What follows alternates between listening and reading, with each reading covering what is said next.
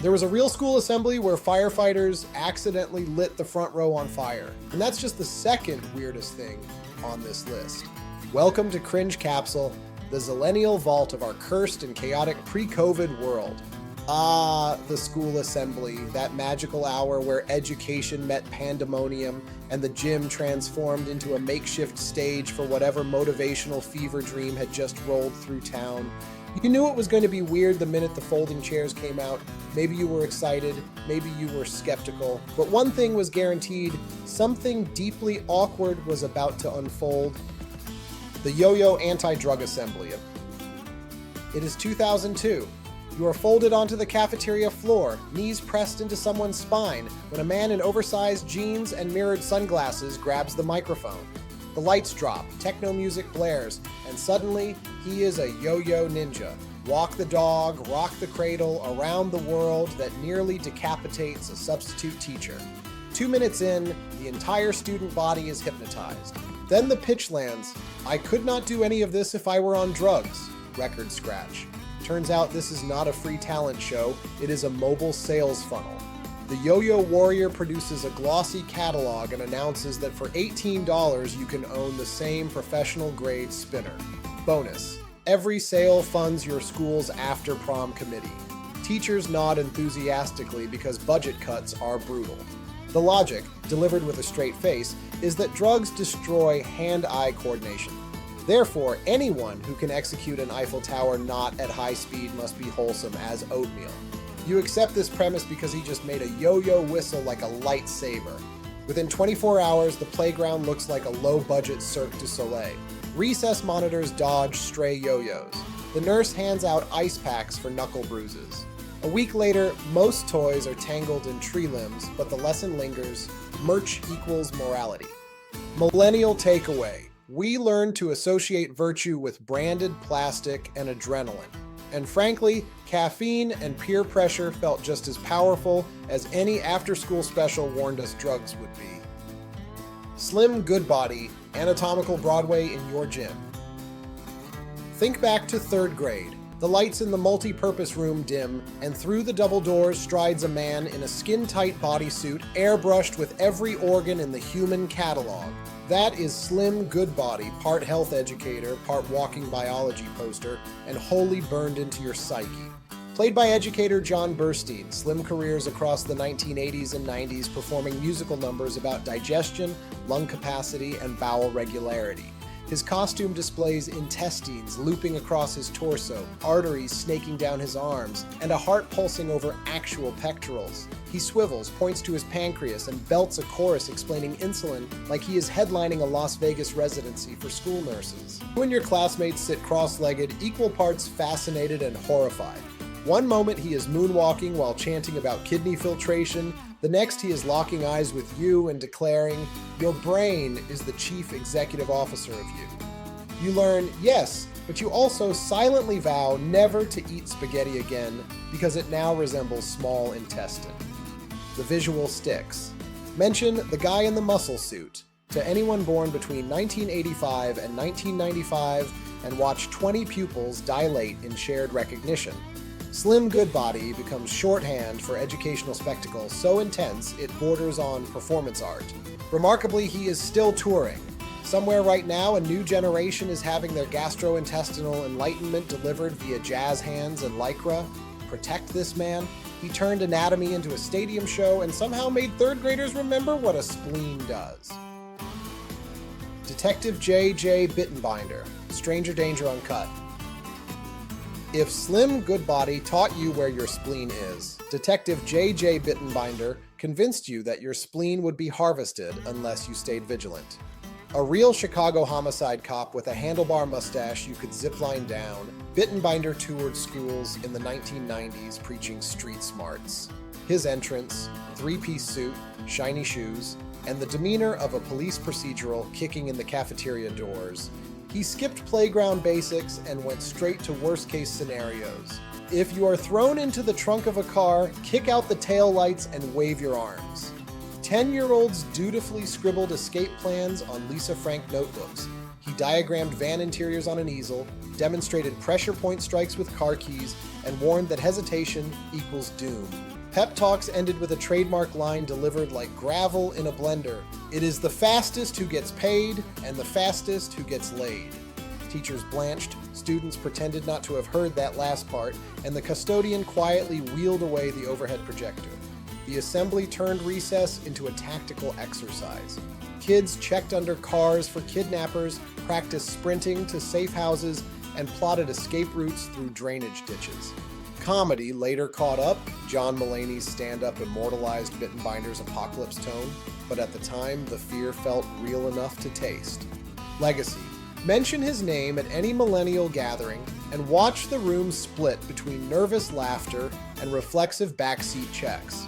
Bittenbinder proved school safety could be equal parts public service announcement and psychological thriller delivered before lunch. The Nut Tapping Awareness Assembly.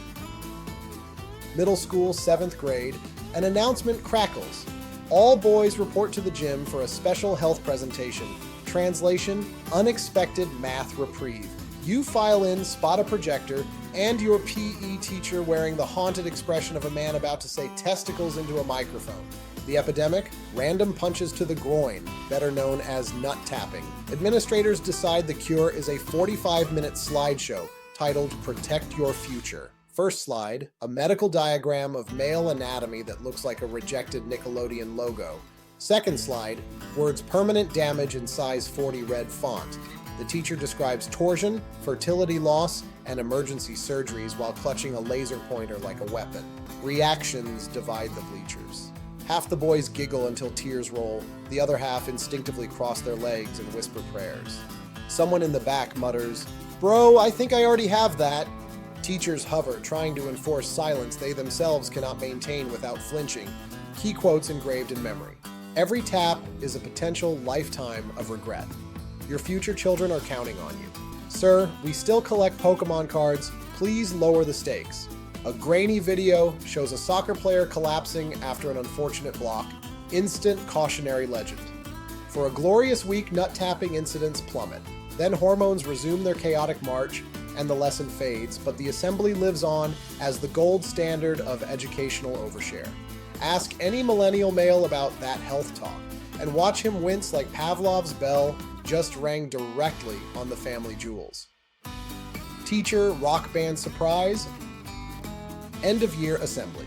The agenda so far, a 20-minute slideshow of field trip photos set to Nickelback, perfect attendance medals for kids who definitely had the flu, and an 8th grader reciting a poem about our lifelong journey that makes lockers look inviting. Students are halfway to REM sleep when the custodial lights drop without warning. A low electric hum fills the gymnasium. A spotlight snaps on. There stands Mr. Reynolds, mild-mannered science teacher, gripping a candy apple red electric guitar. Behind the drum kit sits the vice principal, tie loosened, sticks twirling like he has been waiting for this moment since Reagan left office. Mrs. Peterson from English adjusts a microphone stand, sequin scarf draped over her sensible cardigan. They launch into the opening chords of Tom Petty's Last Dance with Mary Jane, and the bleachers erupt. Pubescent voices crack in unison. The social studies teacher nails a bass slide that would make actual bar bands jealous. Mr. Reynolds shreds a solo with eyes closed, lost in a fantasy where homework does not exist and the cafeteria serves beer. For 4 glorious minutes, authority figures transform into rock legends. Students who spent all year dodging detention now wave imaginary lighters. Even the assistant principal, usually a human tardy slip, yells, "Let me hear you," before smashing a cymbal crash that echoes off the scoreboard. When the final chord rings, teachers morph back into faculty, slightly out of breath and suddenly self-aware. But the spell lingers.